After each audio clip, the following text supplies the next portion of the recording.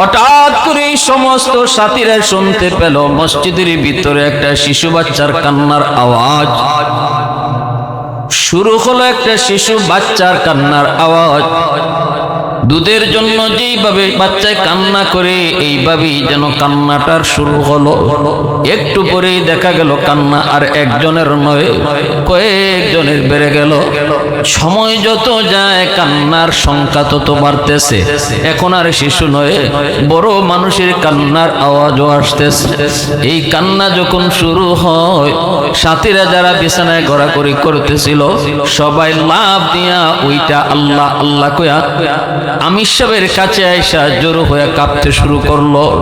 কোত্থেকে কান্নার আওয়াজ কেউ কিছু টের পায় না গো।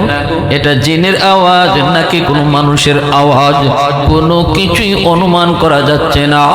আমির সাহেবের কাছে আইসা সবাই ভয় কাঁপতেছে। আমির সাহেব কয়, ভয় পাওয়ার কোনো কারণ নাই, আগে একটু তালাশ করো কোন দিক থেকে কান্নাটা আসতেছে।